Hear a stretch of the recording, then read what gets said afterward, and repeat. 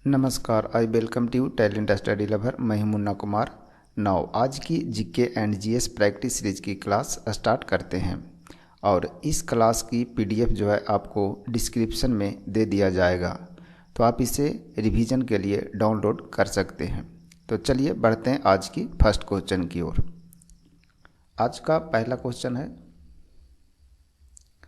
भारत के राष्ट्रपति बनने के लिए न्यूनतम आयु है। भारत के राष्ट्रपति बनने के लिए न्यूनतम आयु है। ऑप्शन 1 है 21 वर्ष, ऑप्शन 2 25 वर्ष, ऑप्शन 3 है 35 वर्ष और ऑप्शन 4 है 45 यानी 45 वर्ष। तो इनमें से इसका राइट आंसर जो होगा आपका 35 यानी कि ऑप्शन नंबर 3 इसका राइट आंसर होंगे। यानी भारत के राष्ट्रपति बनने के लिए 35 वर्ष न्यूनतम आयु है। देखते हैं क्वेश्चन से संबंधित इंपॉर्टेंट पॉइंट।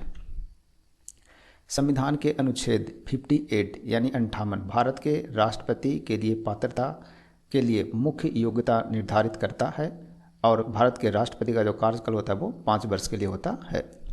भारत के राष्ट्रपति उपराष्ट्रपति को संबोधित त्यागपत्र लिखकर अपने पद की इस्तीफा दे सकते हैं। यानी कि भारत के राष्ट्रपति जो है वो अपना त्यागपत्र किसे संबोधित करते हैं, तो उपराष्ट्रपति को करते हैं। अनुच्छेद 61 राष्ट्रपति के महाभियोग से संबंधित है।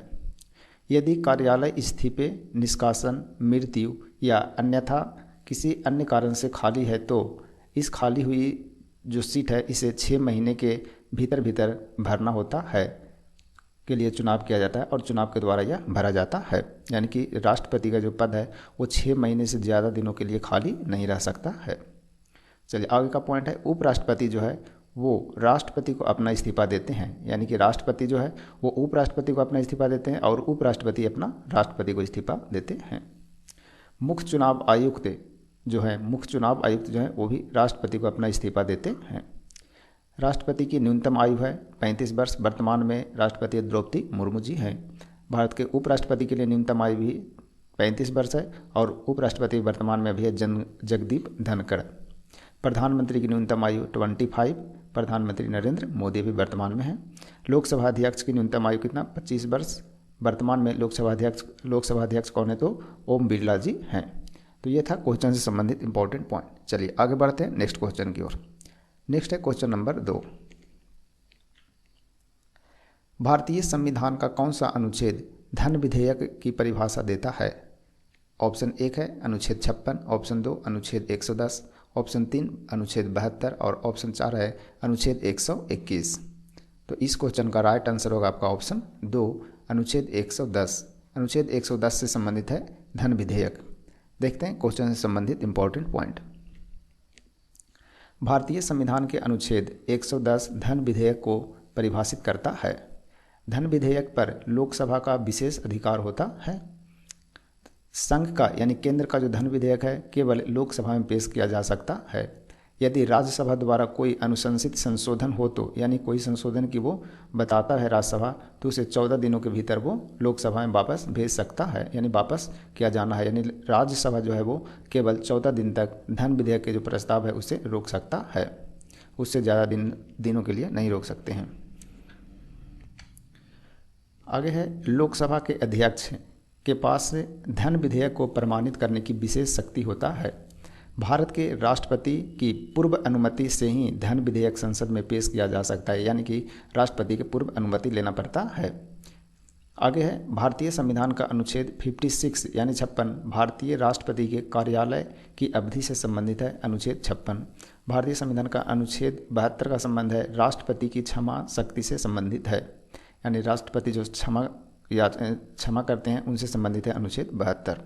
आगे भारतीय संविधान का अनुच्छेद 121 में संबंध है संसद में चर्चा पर प्रतिबंध से संबंधित है। संसद में चर्चा पर प्रतिबंध से संबंधित है अनुच्छेद 121। कुछ और अनुच्छेद है जैसे अनुच्छेद 18 जिसमें उपाधियों का अंत किया गया है। आगे अनुच्छेद 21 जिसमें जीवन और व्यक्तिगत स्वतंत्रता की सुरक्षा प्रदान किया गया है, जो कि अनुच्छेद 21 से संबंधित है। चलिए बढ़ते हैं आगे नेक्स्ट क्वेश्चन की ओर। नेक्स्ट है क्वेश्चन नंबर 3। नेक्स्ट क्वेश्चन है, राष्ट्रीय कृषि विपणन संस्थान कहाँ स्थित है। ऑप्शन ए है नई दिल्ली, ऑप्शन 2 है जयपुर, ऑप्शन 3 हिसार, ऑप्शन 4 है भोपाल। तो राष्ट्रीय कृषि विपणन संस्थान कहाँ स्थित है, इस क्वेश्चन का राइट आंसर होगा आपका जयपुर, यानी कि ये जयपुर में स्थित है। देखते हैं इंपॉर्टेंट पॉइंट।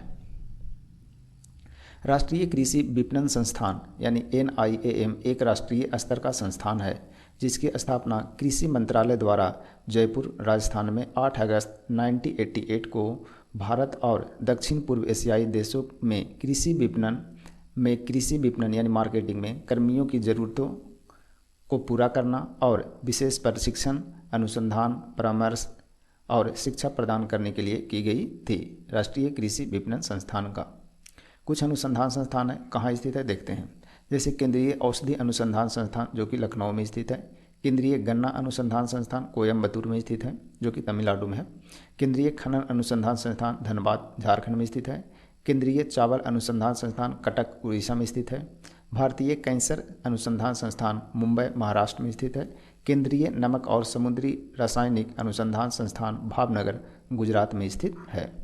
तो ये था कुछ इंपॉर्टेंट पॉइंट। बढ़ते हैं आगे नेक्स्ट क्वेश्चन की ओर। नेक्स्ट है क्वेश्चन नंबर 4। मंगीफेरा इंडिका निम्न में से किस पादप का वैज्ञानिक नाम है? ऑप्शन 1 है पत्ता गोभी, ऑप्शन 2 है आम, ऑप्शन 3 आलू और ऑप्शन 4 है सूरजमुखी फूल। तो इस क्वेश्चन का राइट आंसर होगा आपका आम, यानी कि ऑप्शन नंबर 2। मंगीफेरा इंडिका आम का वैज्ञानिक नाम है। देखते हैं कुछ इंपॉर्टेंट पॉइंट। कुछ पादप और उनके वैज्ञानिक नाम है, देख लेते हैं। जैसे पत्ता गोभी का वैज्ञानिक नाम है ब्रासिका ओलेरासिया, ब्रासिका ओलेरासिया। आम का मंगीफेरा इंडिका। आलू का है सोलनम ट्यूबरोसम, सोलनम ट्यूबरोसम। सूरजमुखी फूल है उसका नाम है हेलियंथस फूल, सूरजमुखी का है फूल हेलियंथस। ठीक है, तो यह सूरजमुखी का वैज्ञानिक नाम। चलिए देखते हैं आगे नेक्स्ट क्वेश्चन की ओर बढ़ते हैं। Question number 5। क्वेश्चन नंबर 5 है भारत के राष्ट्रपति में कितने वीटो शक्तियाँ निहित है? ऑप्शन 1 है 4, ऑप्शन 2 3, ऑप्शन 3 है 2 और ऑप्शन 4 है 5। यानी भारत के राष्ट्रपति के पास कितने वीटो शक्तियाँ होते हैं? तो इस क्वेश्चन का राइट आंसर होगा आपका ऑप्शन 2, यानी कि 3 प्रकार के वीटो होते हैं भारत के राष्ट्रपति के पास। देखते हैं इंपॉर्टेंट पॉइंट। वीटो जो कि एक लैटिन शब्द है, इसका अर्थ है मैं निषेध करता हूँ, मैं निषेध करता हूँ यानी कि रोकता हूँ। ठीक है, आगे है राष्ट्रपति के पास 3 वीटो शक्तियाँ होती हैं, यानी कि पूर्ण, निलंबन और पॉकेट। राष्ट्रपति किसी विधेयक पर अनिश्चित काल के लिए कोई कार्रवाई नहीं कर सकता है, जिसे कभी कभी पॉकेट वीटो भी कहते हैं। देखते हैं पूर्ण वीटो किसे कहते हैं। पूर्ण वीटो का मतलब है राष्ट्रपति सहमति देने से इनकार कर सकता है, जो पूर्ण वीटो है। निलंबन वीटो 3 प्रकार की वीटो है, पूर्ण वीटो, निलंबन वीटो और पॉकेट वीटो। दूसरा है निलंबन वीटो। संसद में विचार के साथ या बिना विचार के राष्ट्रपति की शक्ति को निलंबन वीटो कहा जाता है। पॉकेट वीटो है विधेयक पर कार्रवाई न करने की राष्ट्रपति की शक्ति को पॉकेट वीटो कहते हैं, यानी कोई विधेयक उस पर कोई कार्रवाई न करना है तो पॉकेट में रख लेते हैं राष्ट्रपति उस विधेयक को, जिसे पॉकेट वीटो कहते हैं। चलिए देखते हैं आगे next question. Question number 6। Question number 6 है भारतीय संविधान में कितनी अनुसूचियां हैं? आपके ऑप्शन ए है 1 है 14, ऑप्शन 2 12, ऑप्शन 3 11 और ऑप्शन 4 है 13। तो भारतीय संविधान में टोटल अनुसूचियों की संख्या कितनी है? तो इस क्वेश्चन का राइट आंसर होगा आपका 12। भारतीय संविधान में टोटल 12 अनुसूची है। देखते हैं इंपॉर्टेंट पॉइंट। भारत के संविधान के प्रारंभ यानी कि शुरू में 22 भाग 395 अनुच्छेद और 8 अनुसूचियाँ था, सबसे पहले में जब भारतीय संविधान बन रहा था उस टाइम। वर्तमान में भारतीय संविधान में 25 भाग है, 448 अनुच्छेद और 12 अनुसूची हैं। भारतीय संविधान में कुल अनुसूचियों की संख्या 12 है। कौन किससे संबंधित है वो अनुसूची देखते हैं एक बार। जैसे पहली अनुसूची राज्य तथा संघ राज्य क्षेत्र का वर्णन करता है, अनुसूची 1 में। अनुसूची 2 है राष्ट्रपति, राज्यपाल, उच्चतम और उच्च न्यायालय के न्यायाधीशों, नियंत्रक, महालेखा परीक्षक के वेतन और भत्ते से संबंधित है, यानी कि अनुसूची 2 वेतन और भत्ते से संबंधित है। अनुसूची 3 शपथ से संबंधित है। और अनुसूची 4 का संबंध है राज्यों तथा संघ राज्य क्षेत्रों से राज्यसभा में स्थानों का आवंटन, यानी राज्यसभा में जिस सीटों का बंटवारा किया गया है राज्य में और संघ में, वो अनुसूची संबंध है अनुसूची 4 से। अनुसूची 5 का संबंध है अनुसूचित क्षेत्रों और अनुसूचित जनजाति के प्रशासन और नियंत्रण से संबंधित है, अनुसूची 5। अनुसूची 6 का संबंध है असम, मेघालय, त्रिपुरा और मिजोरम राज्यों के जनजातीय क्षेत्रों के प्रशासन के विषय के बारे में उपबंध किया गया है, जो कि अनुसूची 6 में है। 4 राज्य असम, मेघालय, त्रिपुरा और मिजोरम के जनजाति से संबंधित। 7वीं अनुसूची है संघ और राज्यों के बीच शक्तियों और कार्यों का आवंटन यानी कि बंटवारा है। इसमें 3 अनुसूची हैं, संघ सूची, राज्य सूची और समवर्ती सूची। यानी 7वीं सूची का संबंध है 3 सूची, संघ सूची, राज्य सूची और समवर्ती सूची से, याद रख सकते हैं। 8वीं अनुसूची का संबंध भारतीय संविधान में जो मान्यता प्राप्त भाषा है, जो कि 22 भाषा, उससे संबंधित है, यानी भाषा से संबंध है 8वीं अनुसूची। 9वीं अनुसूची भूमि अवधि, भूमि कर, रेलवे और उद्योग से संबंधित कार्य और आदेश शामिल है, जो कि अनुसूची 9 में संबंधित है, यानी भूमि से हम डायरेक्ट याद रख सकते हैं। अनुसूची 10 जो है वो दल बदल कानून से संबंधित है, जो कि अनुसूची 10। 11 जो अनुसूची है वो पंचायती राज से संबंधित है, और अनुसूची 12 जो है वो नगर पालिका से संबंधित है। अनुसूची 11 पंचायती राज और अनुसूची 12 नगर पालिका से संबंधित है। तो इस रूप में इसे याद रख सकते हैं। चलिए बढ़ते हैं आगे नेक्स्ट क्वेश्चन की ओर। नेक्स्ट है क्वेश्चन नंबर 7। नेक्स्ट है क्वेश्चन में 2023 में भारत अमेरिका 2+2 बैठक का मेजबान कौन सा शहर है? ऑप्शन 1 है नई Delhi, option 2 Chennai, option 3 New York और ऑप्शन 4 है शिकागो। यानी 2023 का भारत अमेरिका 2+2 डायलॉग जो हो रहा है उसका मेजबानी कौन से शहर में हो रहा है? इस क्वेश्चन का राइट आंसर होगा आपका नई दिल्ली, यानी नई दिल्ली में हो रहे हैं भारत में। देखते हैं कुछ पॉइंट इंपॉर्टेंट। भारत अमेरिका 2+2 बैठक नवंबर 2023 में नई दिल्ली में हुआ, ठीक है। इसमें यह बैठक में वैश्विक उथल पुथल जो हो रहा है, यानी कि जो पूरे वर्ल्ड में जो उथल पुथल हो रहा है उसके बीच इसमें भारत के खिलाफ कनाडा के आरोपों पर मतभेदों को संबोधित किया जाएगा, यानी भारत और कनाडा के बीच जो आरोप लगाया गया है उसमें संबोधित किया जाएगा, उसके बारे में वार्तालाप होंगे। आगे है अमेरिकी विदेश मंत्री एंटनी जे ब्लिंटन और रक्षा सचिव लॉयड जे ऑस्टिन, भारत के विदेश मंत्री एस जयशंकर और रक्षा मंत्री राजनाथ सिंह 2 अमेरिकी कैबिनेट मंत्रियों की मेजबानी करेंगे। यानी 2 विदेश मंत्री और रक्षा मंत्री अमेरिका से रहेंगे और भारत की तरफ से रक्षा मंत्री और विदेश मंत्री और रक्षा मंत्री रहेंगे, यानी 2+2 हो गए, यानी 2 मंत्री इधर से और 2 मंत्री इधर से रहेंगे। आगे है वर्ष 2018 से अमेरिकी नेताओं के साथ प्रत्येक वर्ष 2+2 बैठक आयोजित की जा रही है, यानी कि ये 2+2 डायलॉग है वो 2018 से शुरू हुए हैं भारत और अमेरिका के बीच। इसके अतिरिक्त इंडिया जो है वो 2+2 dialogue Australia, Japan, United Kingdom और रूस के मंत्रियों के साथ भी बैठकें करते हैं। तो ये था कुछ पॉइंट इंपॉर्टेंट। चलिए बढ़ते हैं आगे नेक्स्ट क्वेश्चन की ओर। नेक्स्ट है क्वेश्चन नंबर 8। खबरों में नजर आ रहे श्री हरि नटराज किस खेल से संबंधित है यानी जुड़े हैं? ऑप्शन ए है क्रिकेट, ऑप्शन 2 है तैराकी, ऑप्शन 3 शतरंज और ऑप्शन 4 है टेनिस। तो श्री हरि नटराज का संबंध किस खेल से है? तो इस क्वेश्चन का राइट आंसर होगा आपका तैराकी, यानी तैराकी से संबंधित है। देखते हैं इंपॉर्टेंट पॉइंट। 37वें नेशनल गेम्स में ओलंपिक तैराक श्री हरि नटराज जो कि कर्नाटक के हैं, जिसने 8 स्वर्ण, 1 रजत और 1 कांस्य पदक जीतकर सर्वश्रेष्ठ पुरुष एथलीट, जबकि जिम्नास्ट संयुक्ता प्रसेन काले और परिणति नायक 4 स्वर्ण और 1 रजत प्रत्येक ने जीता, उनको संयुक्त रूप से सर्वश्रेष्ठ महिला एथलीट चुना गया है। यानी पुरुष में चुना गया श्री हरि नटराज को और महिला में संयुक्त रूप से चुना गया है संयुक्ता प्रसेन काले और परिणति नायक को। प्रधानमंत्री श्री नरेंद्र मोदी ने मडगांव जो कि गोवा में है पंडित जवाहरलाल नेहरू स्टेडियम में 37वें राष्ट्रीय खेलों का उद्घाटन किए थे, ठीक है, जो कि 26 अक्टूबर से 9 नवंबर तक चला। इसमें देश भर से टोटल 10,000 से ज़्यादा एथलीट जो है हिस्सा लिए। ये 28 स्थानों से 43 खेलों में प्रतिस्पर्धा करेंगे, यानी टोटल जो खेल था वो 43 टाइप का था। चलिए बढ़ते हैं आगे नेक्स्ट क्वेश्चन की ओर। नेक्स्ट है क्वेश्चन नंबर 9। ओगा सबारा द्वीप श्रृंखला जो खबरों में देखा गया है किस देश से संबंधित है? ओगा सबारा द्वीप किस देश से संबंधित है? ऑप्शन ए है चीन, ऑप्शन 2 है जापान, ऑप्शन 3 है इंडोनेशिया और ऑप्शन 4 है फिलीपींस। तो इस क्वेश्चन का राइट आंसर जो होगा आपका जापान, यानी ओगा सबारा द्वीप जो श्रृंखला संबंधित है वो जापान से संबंधित है। देखते हैं कुछ इंपॉर्टेंट पॉइंट। जापान जो कि कई द्वीपों के लिए जाना जाता है, जापान जो कि एक द्वीपों का देश, द्वीपों से बना हुआ है, जिसमें ज्वालामुखियों की प्रक्रिया के माध्यम से बनाए गए द्वीप भी शामिल हैं। एक नया द्वीप देखा गया है जो जापान के ओगा सबारा द्वीप श्रृंखला के पास में है। एक नया द्वीप देखा गया है ओगा सबारा द्वीप के नज़दीक में। इसके आसपास उभरा क्षेत्र है। यह अक्टूबर 2023 के अंत में एक पानी के नीचे ज्वालामुखी के विस्फोट के बाद उभरा था।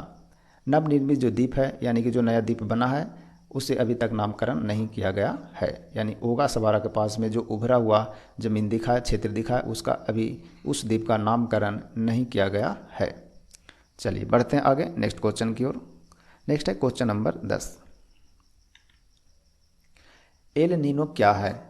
ऑप्शन 1 है एक प्रकार का तूफान, ऑप्शन दूसरा है एक प्रकार का महासागरीय प्रवाह, ऑप्शन 3 एक प्रकार का भूकंप और ऑप्शन 4 है एक ज्वालामुखी। तो एल नीनो क्या है? तो इस क्वेश्चन का राइट आंसर होगा आपका एक प्रकार का महासागरीय प्रवाह। यानी एल नीनो क्या है? तो एक प्रकार का महासागरीय प्रवाह है। देखते हैं इंपॉर्टेंट पॉइंट। एल नीनो एक प्रकार का महासागरीय प्रवाह है। यह एक गर्म हवा का प्रवाह है जो कि गर्म हवा से बनता है एल नीनो। यह प्रशांत महासागर में होता है जहां गर्म पानी का प्रवाह एक बनता है, वहां पर ही यह एल नीनो आता है। यह एक प्राकृतिक जलवायु परिवर्तन है जो कि 2 से 5 साल के बीच में होता है। एल नीनो शब्द एक स्पेनिश शब्द है जिसका अर्थ है बालक बच्चा जो क्रिसमस के दौरान होता है, जो यीशु का जन्मदिन होता है। तो ये था कुछ एल नीनो से संबंधित पॉइंट। चलिए बढ़ते हैं आगे नेक्स्ट क्वेश्चन की ओर। नेक्स्ट है क्वेश्चन नंबर 11।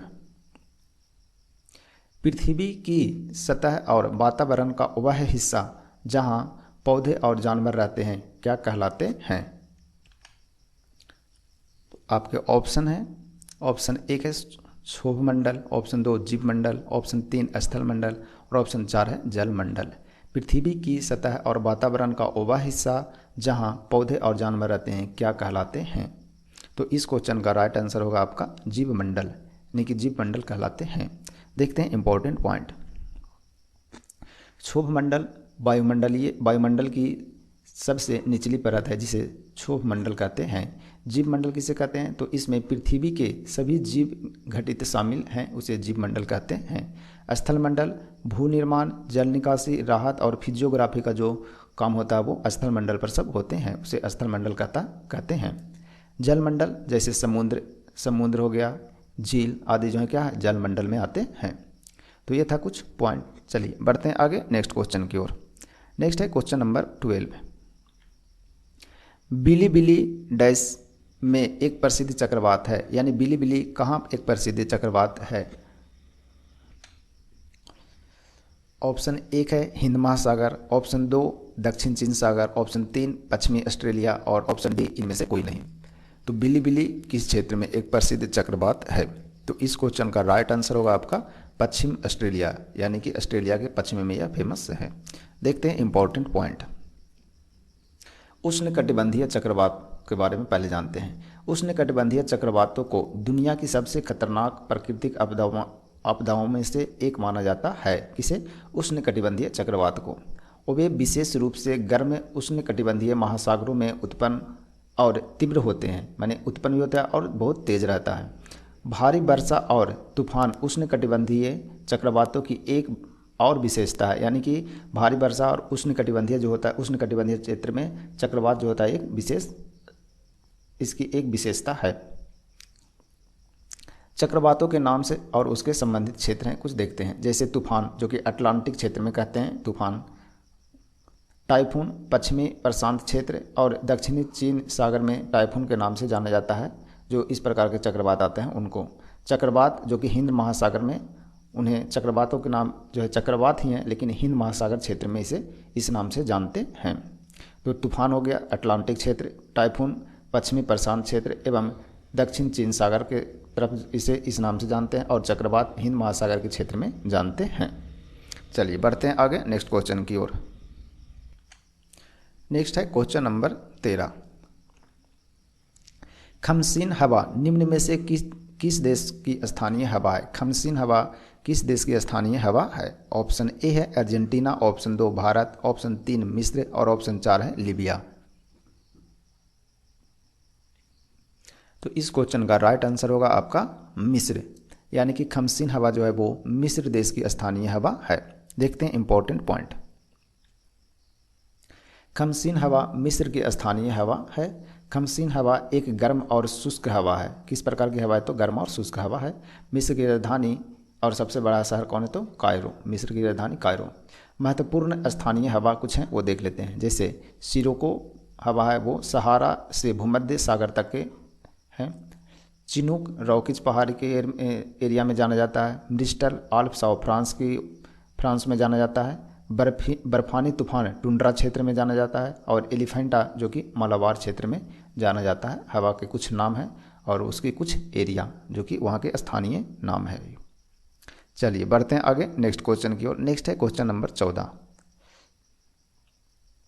ओजोन क्षरण सबसे अधिक कहाँ पाया जाता है? ऑप्शन ए है कटिबंधीय क्षेत्र, ऑप्शन 2 भूमध्य रेखीय क्षेत्र यानी भूमध्य रेखा की ओर, और ऑप्शन 3 है ध्रुव की ओर, और ऑप्शन 4 है महासागर। तो इस क्वेश्चन का राइट आंसर होगा आपका ऑप्शन 3 यानी ध्रुव की ओर में जो है ओजोन क्षरण सबसे अधिक होता है।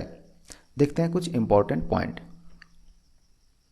ओजोन परत ऊपरी वायुमंडल में गैस की एक प्राकृतिक परत है। क्या है? गैस की एक प्राकृतिक परत है जो मनुष्य को और अन्य जीवित समूहों को सूर्य से आने वाली हानिकारक पराबैंगनी जो अल्ट्रावायलेट किरण है उससे बचाती है। कौन? ओजोन परत। भूमध्य रेखा की तुलना में ओजोन परत आमतौर पर ध्रुवों पर अधिक मोटी होती है। ओजोन परत समताप मंडल में होते हैं। ओजोन परत कहाँ पाया जाता है? तो समताप मंडल में पाए जाते हैं जो पृथ्वी से 10 से 50 किलोमीटर ऊपर है। दक्षिणी ध्रुव यानी अंटार्कटिका में ओजोन क्षरण सबसे अधिक है। यानी दक्षिण ध्रुव की ओर सबसे अधिक जो है ओजोन का क्षरण हो रहा है। चलिए बढ़ते हैं आगे नेक्स्ट क्वेश्चन की ओर। नेक्स्ट है क्वेश्चन नंबर 15। नेक्स्ट क्वेश्चन है भारत के निम्नलिखित गवर्नर जनरलों में से किसके अधीन 1848 ईस्वी में लोक निर्माण विभाग शुरू किया गया था? ऑप्शन ए है Lord Dalhousie, option 2 William Bentinck, option 3 है लॉर्ड विलेजली, और ऑप्शन 4 है लॉर्ड विस्काउंट कैनिंग। तो इस क्वेश्चन का राइट आंसर होगा आपका option 1 Lord Dalhousie. Lord Dalhousie के कार्यकाल में लोक निर्माण विभाग शुरू किया गया था। देखते हैं इंपॉर्टेंट पॉइंट। लॉर्ड डलहौजी ने 1848 से 1856 ईस्वी तक भारत के गवर्नर जनरल के रूप में कार्य किए थे। उन्होंने भारतीय रेलवे में यात्रियों ट्रेन, इलेक्ट्रिक टेलीग्राफ और समान डाक की शुरुआत की थी जो कि लॉर्ड डलहौजी के कार्यकाल में हुआ था। वर्ष 1854 में उन्होंने केंद्रीय लोक निर्माण विभाग की स्थापना किए थे। उन्हें सर आर्थर कॉटन द्वारा सहायता प्रदान की गई थी। चलिए बढ़ते हैं आगे नेक्स्ट क्वेश्चन की ओर। नेक्स्ट है क्वेश्चन नंबर 16। नेक्स्ट क्वेश्चन है क्वेश्चन नंबर 16 में है निम्नलिखित में से कौन लोकप्रिय रूप से सीमांत गांधी के नाम से जाना जाता था? ऑप्शन ए है हजरत मोहानी, ऑप्शन 2 है मौलाना अबुल कलाम आज़ाद, ऑप्शन 3 है खान अब्दुल गफ्फार खान, ऑप्शन 4 है इकबाल खान। तो इस क्वेश्चन का राइट आंसर होगा आपका ऑप्शन 3 खान अब्दुल गफ्फार खान को सीमांत गांधी के नाम से जाने जाते थे। देखते हैं इंपॉर्टेंट पॉइंट। अब्दुल गफ्फार खान एक राजनीतिक और आध्यात्मिक नेता थे। वो भी गांधी जी की तरह ही अहिंसक विपक्ष के समर्थक थे। उन्होंने लोकप्रिय रूप से सीमांत गांधी के नाम से जाना जाता था और वह रेड शर्ट आंदोलन के नेता थे। रेड शर्ट आंदोलन के नेता कौन थे? तो खान अब्दुल गफ्फार खान थे। चलिए बढ़ते हैं आगे नेक्स्ट क्वेश्चन की ओर। नेक्स्ट है क्वेश्चन नंबर 17। निम्न में से किसका उपयोग ऊष्मा विकिरण मापने के लिए किया जाता है? ऑप्शन ए है वायु दाब मापी, ऑप्शन 2 काल मापक, ऑप्शन 3 वायु दाब लेखी, और ऑप्शन 4 है तेज मापी। तो ऊष्मा विकिरण मापने के लिए किसका यूज होता है? तो इस क्वेश्चन का राइट आंसर होगा आपका तेज मापी। तेज मापी का यूज होता है ऊष्मा विकिरण को मापने के लिए। देखते हैं इंपॉर्टेंट पॉइंट। कुछ वैज्ञानिक उपकरण और उसका क्या उपयोग होता है देख लेते हैं। जैसे वायु दाब लेखी वायुमंडलीय दबाव का रिकॉर्ड करना, वायुमंडलीय दबाव का रिकॉर्ड करता है ये वायु दाब लेखी। डायनेमो यांत्रिक ऊर्जा को विद्युत ऊर्जा में परिवर्तित करना। वायु दाब मापी वायुमंडलीय दाब को मापता है वायु दाब मापी। आर्द्रता मापी आर्द्रता को मापता है। फैदोमीटर समुद्र की गहराई को मापता है जिसे फैदोमीटर कहते हैं। चलिए बढ़ते हैं आगे नेक्स्ट क्वेश्चन की ओर। नेक्स्ट है क्वेश्चन नंबर 18। सूर्य में किस प्रकार का ऊर्जा परिवर्तन होता है? ऑप्शन 1 है विद्युत ऊर्जा का गतिज ऊर्जा में, ऑप्शन 2 है विद्युत ऊर्जा का प्रकाश और ऊष्मा ऊर्जा में, ऑप्शन 3 है परमाणु ऊर्जा का ऊष्मा और प्रकाश ऊर्जा में, रासायनिक ऊर्जा का यांत्रिक ऊर्जा में। तो इस क्वेश्चन का राइट आंसर होगा आपका ऑप्शन 3, यानी कि सूर्य में परमाणु ऊर्जा का ऊष्मा जो होता है वो प्रकाश ऊर्जा में परिवर्तित होता है। देखते हैं इंपॉर्टेंट पॉइंट। ऊर्जा परिवर्तन तब होता है, ऊर्जा परिवर्तन कब होता है? तो जब ऊर्जा एक रूप से दूसरे रूप में परिवर्तित होती है उसे ऊर्जा परिवर्तन कहते हैं। जैसा कि एक पनबिजली बांध में होता है जो जल की गति ऊर्जा को विद्युत ऊर्जा में परिवर्तित करता है। सूर्य जो है वो परमाणु ऊर्जा को ऊष्मा और प्रकाश ऊर्जा में परिवर्तित करता है। विद्युत पंखा विद्युत ऊर्जा को गति ऊर्जा में परिवर्तित करते हैं। तड़ित जो है वो विद्युत ऊर्जा का प्रकाश और ऊष्मा ऊर्जा में परिवर्तित करता है। चलिए बढ़ते हैं आगे नेक्स्ट क्वेश्चन की ओर। नेक्स्ट क्वेश्चन नंबर 19, पुस्तक I do what I do के लेखक कौन है? ऑप्शन ए है Raghuram Rajan, option 2 Sanjeev Sanyal, option 3 Venkaiah Naidu, option 4 है शशि थरूर। तो इस क्वेश्चन का राइट आंसर होगा आपका ऑप्शन 1 रघुराम राजन जी हैं आई डू व्हाट आई डू के लेखक। देखते हैं इंपॉर्टेंट पॉइंट। शशि थरूर के द्वारा लिखा गया कुछ पुस्तकें देखते हैं। पहला पुस्तक है Nehru the invention of India, और आगे है द $5 स्माइल और अदर स्टोरीज के लेखक शशि थरूर हैं। आगे है द पैराडॉक्सिकल प्राइम मिनिस्टर के लेखक कौन है? तो शशि थरूर हैं। संजीव सान्याल की लिखी गई पुस्तक है the incredible history of India's geography, और आगे है life over 2 beers and the stories. ये सबके लेखक कौन है? तो संजीव सान्याल जी हैं। चलिए बढ़ते हैं आगे नेक्स्ट क्वेश्चन की ओर। नेक्स्ट है क्वेश्चन नंबर 20, हेमिस राष्ट्रीय उद्यान कहाँ स्थित है? ऑप्शन ए आंध्र प्रदेश, ऑप्शन 2 लद्दाख, ऑप्शन 3 हरियाणा और ऑप्शन 4 है अरुणाचल प्रदेश। तो इस क्वेश्चन का राइट आंसर होगा आपका ऑप्शन 2 लद्दाख में स्थित है हेमिस राष्ट्रीय उद्यान। देखते हैं इंपॉर्टेंट पॉइंट। हेमिस राष्ट्रीय उद्यान लद्दाख में स्थित है। यह भारत का सबसे बड़ा राष्ट्रीय उद्यान है। यह हिमालयन गिद्ध, बर्फीला तेंदुआ, तिब्बती भेड़ियों का घर माना जाता है। चलिए बढ़ते हैं आगे क्वेश्चन नंबर 21 की ओर। आगे क्वेश्चन है डफला जनजाति कहाँ पाई जा सकती है, यानी डैश में पाई जा सकती है? ऑप्शन ए है असम, ऑप्शन 2 सिक्किम, ऑप्शन 3 अरुणाचल प्रदेश और ऑप्शन 4 है मिजोरम। तो डफला जनजाति कहाँ पाए जाते हैं? तो इस क्वेश्चन का राइट आंसर है ऑप्शन 3 अरुणाचल प्रदेश में डफला जनजाति पाए जाते हैं। देखते हैं इंपॉर्टेंट पॉइंट। डफला जनजाति अरुणाचल प्रदेश की सबसे बड़ी जनजाति है। कौन है? डफला जनजाति। वे मुख्य रूप से डफला पहाड़ियों पर पाए जाते हैं। कुछ राज्य और उनके जनजाति देखते हैं। जैसे अरुणाचल प्रदेश में डफला और मोम्बा जनजाति पाए जाते हैं। सिक्किम में भूटिया और लेप्चा जनजाति सिक्किम में पाए जाते हैं। चकमा असम में, मिजोरम में पाए जाने वाली जनजाति है मिजो और लुसाई जनजाति जो कि मिजोरम में पाए जाते हैं। चलिए बढ़ते हैं आगे नेक्स्ट क्वेश्चन की ओर। नेक्स्ट है क्वेश्चन नंबर 22, किस राज्य में पुरुषों की पारंपरिक वेशभूषा सोला या फोटुआ और एरी चादर के नाम से जानी जाती है? इस क्वेश्चन का ऑप्शन है 1 सिक्किम, 2 श्रीनगर, 3 है हिमाचल प्रदेश और चौथा है असम। यानी कि सोला और फोटुआ एवं एरी चादर किस राज्य का पारंपरिक पुरुषों की वेशभूषा है? इस क्वेश्चन का राइट आंसर है आपका ऑप्शन डी यानी 4 असम में असम की है। देखते हैं इंपॉर्टेंट पॉइंट। असम राज्य में पुरुषों की पारंपरिक पोशाक जिसे सोला या फोटुआ और एरी चादर के नाम से जाने जाते हैं। गमोचा एक बिहुवांश के रूप में भी जाना जाता है जो हाथ से बुने हुए कपड़े हैं। यह असम बुआई शिल्प का प्रतीक है। असम बुआई शिल्प का एक क्या है? प्रतीक है। कुछ राज्य और पुरुषों की पारंपरिक वेशभूषा देखते हैं। जैसे सिक्किम में बाकू, श्रीनगर या जम्मू कश्मीर में फेरन के नाम से जानते हैं, और हिमाचल प्रदेश में धोती जो कहाँ की? हिमाचल प्रदेश की है। चलिए बढ़ते हैं आगे नेक्स्ट क्वेश्चन की ओर। नेक्स्ट है 23 नंबर क्वेश्चन, व्यास सम्मान पुरस्कार किस क्षेत्र से संबंधित है? ऑप्शन ए है खेल, ऑप्शन 2 साहित्य, ऑप्शन 3 सैन्य और ऑप्शन डी है नृत्य। यानी व्यास सम्मान पुरस्कार किस क्षेत्र से संबंधित है? तो तो इस क्वेश्चन का राइट आंसर होगा आपका ऑप्शन 2 यानी साहित्य से संबंधित है व्यास सम्मान। देखते हैं इंपॉर्टेंट पॉइंट। व्यास सम्मान पुरस्कार एक साहित्यिक पुरस्कार है जो प्रत्येक वर्ष के बिरला फाउंडेशन द्वारा दिया जाता है। पहला व्यास सम्मान 1991 ईस्वी में डॉक्टर रामविलास शर्मा को दिया गया था। पुरस्कार और उसके कुछ क्षेत्र देखते हैं, जैसे पाली उमरीगर पुरस्कार जो कि खेल के क्षेत्र में बीसीसीआई के द्वारा हर साल सर्वश्रेष्ठ खिलाड़ी को दिया जाता है, पाली उमरीगर पुरस्कार। रामनाथ गोयनका पुरस्कार जो कि पत्रकारिता के क्षेत्र में दिया जाता है। बिहारी पुरस्कार साहित्य के क्षेत्र में दिया जाता है।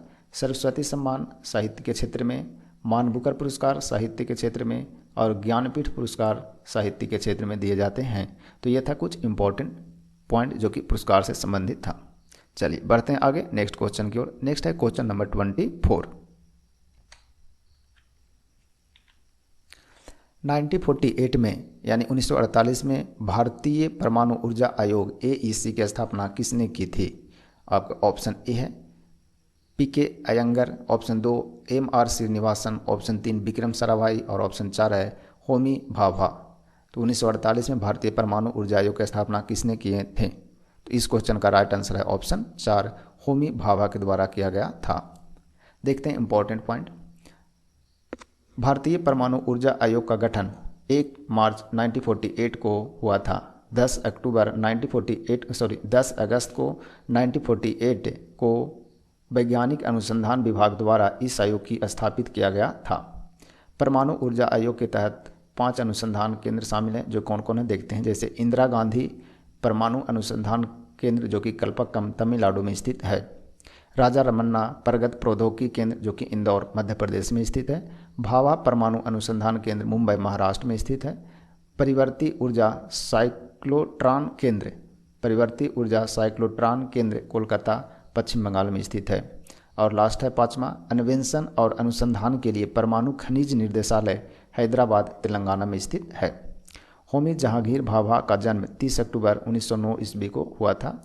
होमी जहांगीर भाभा भारतीय परमाणु ऊर्जा आयोग के पहले अध्यक्ष थे। पहले अध्यक्ष कौन थे? तो होमी जहांगीर भाभा जी थे। चलिए बढ़ते हैं आगे नेक्स्ट क्वेश्चन की ओर।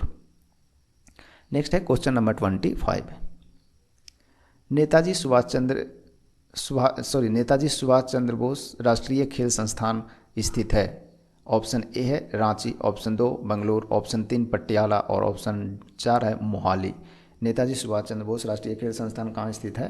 तो इस क्वेश्चन का राइट आंसर होगा आपका ऑप्शन 3 पटियाला में स्थित है। पटियाला जो कि पंजाब में है। पटियाला कहाँ है? पंजाब में। देखते हैं इंपॉर्टेंट पॉइंट। नेताजी सुभाष राष्ट्रीय खेल संस्थान पटियाला पंजाब में स्थित है। यह एशिया का सबसे बड़ा खेल संस्थान है। यह संस्थान भारतीय खेलों के मक्का के रूप में जाना जाता है। इसकी स्थापना 7 मई 1961 यानी 1961 ईस्वी को भारत सरकार द्वारा की गई थी। नेताजी सुभाष राष्ट्रीय खेल संस्थान, जिसे प्रायः राष्ट्रीय खेल संस्थान के रूप में जाना जाता है, यह भारतीय खेल प्राधिकरण का एक अकादमिक विंग है। यानी भारतीय खेल प्राधिकरण का एक अकादमिक हिस्सा यानी कि विंग है। चलिए तो ये था आज का 25 यानी 25वां नंबर क्वेश्चन। तो आज की क्लास यहीं समाप्त करते हैं। कल फिर से मिलेंगे नए क्लास में। तब तक के लिए आप सभी को धन्यवाद। और वीडियो यदि अच्छा लगता है तो लाइक शेयर एंड सब्सक्राइब जरूर करें।